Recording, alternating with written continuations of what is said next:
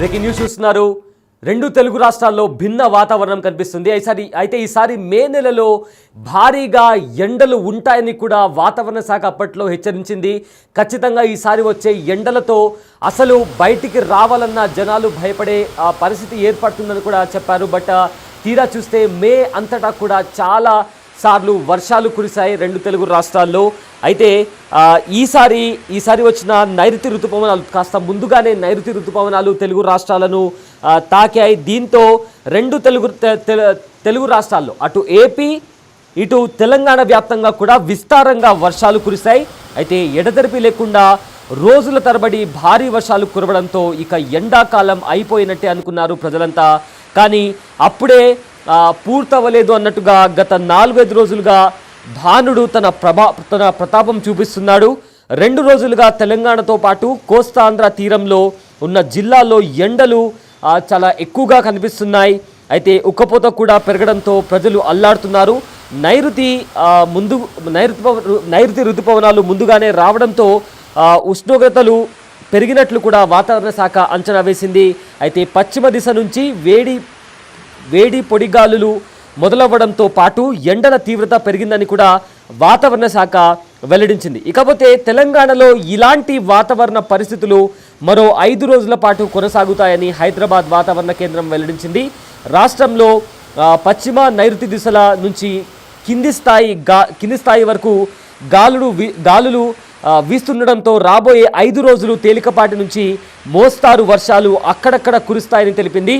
ఈరోజు అంటే జూన్ 4వ తేదీ తెలంగాణలోని జయశంకర్ భూపాల్పల్లి, ములుగు, భద్రాద్రి కొత్తగూడెం, ఖమ్మం, నల్గొండ, సూర్యాపేట, మహబూబాబాద్, వరంగల్, హనుమకొండ, జనగాం, సిద్దిపేట, యాదాద్రి భువనగిరి, రంగారెడ్డి, హైదరాబాద్, మేడ్చల్, మల్కాజ్గిరి, వికారాబాద్, సంగారెడ్డి, మెదక్, కామారెడ్డి, మహబూబ్ నగర్, నాగర్ కర్నూల్, వనపర్తి, నారాయణపేట్, జోగులాంబ, గద్వాల్ జిల్లాల్లో అక్కడక్కడ గంటకు 30 నుంచి 40 కిలోమీటర్ల వేగంతో ఈదురు గాలులతో కూడిన మోస్తారు వర్షం కురిసే అవకాశం ఉంది.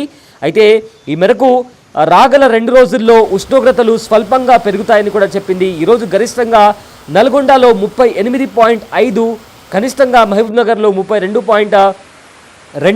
32.5 డిగ్రీల ఉష్ణోగ్రతలు నమోదయ్యే అవకాశం ఉందని కూడా వాతావరణ శాఖ స్పష్టం చేసింది. అక్కడక్కడ జల్లులు కురిసే అవకాశం ఉందని కూడా వాతావరణ శాఖ వెల్లడించింది. ఇదిలా ఉంటే అటు ఏపీలో ఋతుపవనాలు ముందుగానే వస్తున్నట్లు కనిపిస్తోంది. దీంతో రాష్ట్ర వ్యాప్తంగా వేసవి పరిస్థితులు కొనసాగుతాయని 4 రోజులుగా తీవ్ర ఉక్కపోతతో ప్రజలు అవస్థలు పడుతున్నారు. అయితే అరేబియా సముద్రం, బంగాళాఖాతంలో ఋతుపవన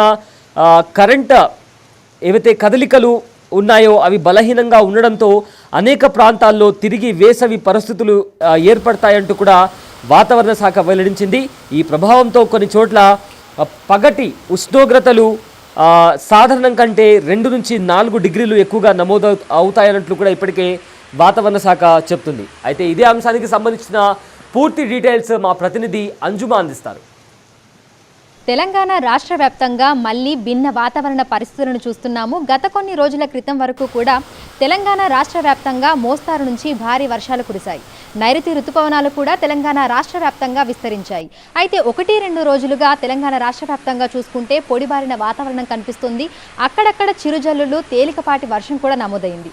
అయితే ఈ రోజు నుంచి రానున్న 4 రోజుల పాటు తెలంగాణ రాష్ట్ర వ్యాప్తంగా పరిస్థితి ఏ విధంగా ఉండే అవకాశం ఉంది, ఏంటి అనేది కూడా తెలుసుకుందాము. మనతో పాటు వాతావరణ శాఖ అధికారి ధర్మరాజు గారు ఉన్నారు. మిగతా విషయాలను ఆయన మాటల్లోనే అడిగి తెలుసుకుందాము. నమస్తే సార్, నైరుతి ఋతుపవనాలు తెలంగాణ రాష్ట్ర వ్యాప్తంగా కూడా విస్తరించాయి అని చెప్పుకున్నాము. అదేవిధంగా మోస్తారు నుంచి భారీ వర్షాలు కూడా కురిశాయి. కానీ ఒక్కసారిగా మళ్ళీ వాతావరణం మారిపోయింది, పొడి వాతావరణం కనిపిస్తోంది. ఎందుకు అంటారు?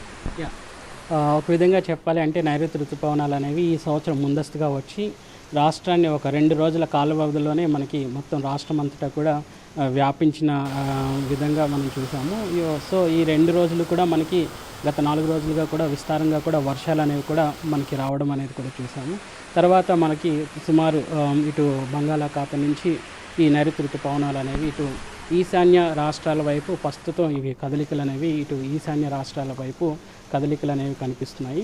సో ఎప్పుడైతే నైరుతి ఋతుపవనాలు అనేవి ఇటు ఈశాన్య రాష్ట్రాల వైపు కదులుతూ ఉంటాయో ఈ దక్షిణ రాష్ట్రాలకు మాత్రం పొడిబారినటువంటి వాతావరణం అనేది కనిపిస్తూ ఉంటుంది. సో ప్రస్తుతం కనుక చూసుకున్నట్లయితే దక్షిణ రాష్ట్రాల్లో కనుక చూసుకున్నట్లయితే అక్కడక్కడ తేలికపాటి వర్షాలు అనేవి నమోదవుతున్నప్పటికీ కూడా భారీ వర్ష సూచనలు అనేవి ఎక్కడ కూడా ఈ యొక్క దక్షిణ రాష్ట్రాల్లో కనిపించడం లేదు. అయితే ఇదే పరిస్థితి ఎన్ని రోజుల పాటు ఉండే అవకాశం ఉంది అంటారు? సో సుమారు మనకి 4-5 రోజులు, రానున్న 4 రోజులు కూడా పొడిబారిన వాతావరణం ఉండి అక్కడక్కడ కూడా తేలికపాటి వర్షాలు అనేవి కురిసే అవకాశం అయితే కనిపిస్తుంది. ముఖ్యంగా చూసుకున్నట్లయితే పగటిపూట కొంచెం క్లౌడీ వెదర్ కనిపించినప్పటికీ కూడా మేఘకృతమైనటువంటి వాతావరణం కనిపించినప్పటికీ కూడా రోజు పొడిగించే కొద్దీ కూడా మనకి కొంచెం ఎండ తీవ్రత కూడా పెరిగే అవకాశం అయితే కనిపిస్తుంది. అయితే మీరు అన్నట్లుగా ఎండ తీవ్రత అనేది కనిపిస్తుంది, ఉక్కపోత వాతావరణం కూడా ఉంటుంది, దాంతో పాటుగా గాలులను కూడా చూస్తున్నాము. అయితే గాలుల పరిస్థితి ఏ విధంగా ఉంది అంటారు? ప్రస్తుతం కనుక చూసుకున్నట్లయితే రాష్ట్రం మీద దిగువ స్థాయిలో పశ్చిమ గాలులు అనేవి తెలంగాణ రాష్ట్రం అంతటా కూడా వీస్తున్నాయి. ఇటు పశ్చిమ దిక్కు నుంచి ఇటు గాలులు అనేవి మొత్తం రాష్ట్రం అంతటా ఈ యొక్క పశ్చిమ గాలుల విస్తారం అనేవి కనిపిస్తుంది.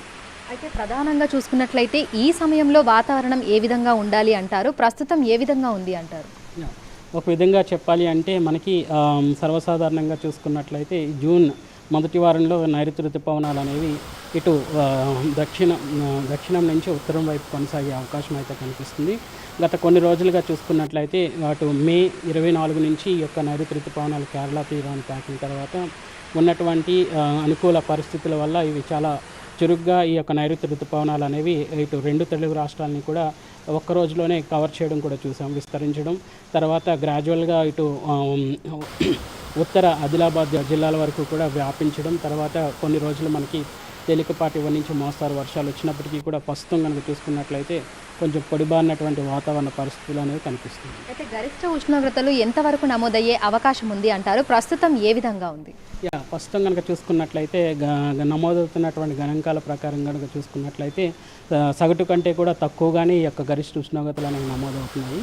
సో రానున్న 2 రోజులు కూడా కొంచెం తక్కువగా నమోదైనప్పటికీ కూడా తర్వాత నుంచి క్రమేపీ పెరిగే అవకాశం అయితే కనిపిస్తుంది. సో హైదరాబాద్తో పాటు శివారు ప్రాంతాలలో పరిస్థితి ఏ విధంగా ఉండే అవకాశం ఉంది అంటారు? ఉదయం అంతా కూడా మనకి క్లౌడీ వెదర్ అనేది కనిపిస్తోంది. ఇక మధ్యాహ్నం సమయంలో కూడా మనకు ఒక్కసారిగా వాతావరణం మారిపోవడము, ఒకసారి ఉక్కపోత, మరొకసారి ఈ చలి తీవ్రత అనేది కూడా కనిపిస్తోంది. సో పరిస్థితి ఎలా ఉండే అవకాశం ఉంది అంటారు?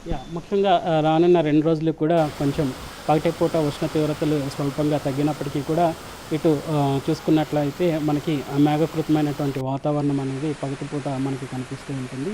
తర్వాత రోజు పొడిగే కొలది కూడా మనకి ఎండ తీవ్రత క్రమేపీ పెరిగి తర్వాత కూడా సాయంత్రం సమయంలో మనకి చల్లటి వాతావరణం కూడా ఉండే అవకాశం అయితే స్పష్టంగా కనిపిస్తుంది. ఈవెన్ నగర శివార్లో కూడా ఇట్లాంటి వాతావరణం అనేది స్పష్టంగా కనిపిస్తుంది. సో 4 రోజుల తర్వాత తెలంగాణ రాష్ట్రంలో మళ్ళీ మోస్తారు నుంచి భారీ వర్షాలు కురిసే అవకాశాలు ఏమైనా ఉన్నాయి అంటారా? ప్రస్తుతం కనుక చూసుకున్నట్లయితే అక్కడక్కడ తేలికపాటి నుంచి మోస్తారు వర్షాలు కురిసే అవకాశం అయితే కనిపిస్తుంది. తర్వాత క్రమేపీ ఈ రానున్న 4 రోజులు కూడా కొంచెం పొడిబారిన వాతావరణం ఉన్నప్పటికీ కూడా వాతావరణ పరిస్థితులన్నీ అనుకూలంగా ఉంటే మళ్ళీ ఈ ఋతుపవనాలు అనేవి యథాస్థాయిలో కొనసాగే అవకాశం అయితే కనిపిస్తుంది. Thank you sir, thank you. So ప్రస్తుతం చూసుకున్నట్లయితే కూడా తెలంగాణ రాష్ట్ర వ్యాప్తంగా భిన్న వాతావరణ పరిస్థితులను అయితే చూస్తున్నాము. నైరుతి ఋతుపవనాలు తెలంగాణ రాష్ట్ర వ్యాప్తంగా విస్తరించినప్పటికీ కూడా పశ్చిమ రాష్ట్రాలకు అవి వెళుతుండడం వల్ల కూడా తెలంగాణ రాష్ట్రంలో పొడిబారిన వాతావరణం అనేది ప్రస్తుతం నమోదవుతున్నట్లుగా కూడా వాతావరణ శాఖ అధికారులు అయితే చెప్తున్నారు.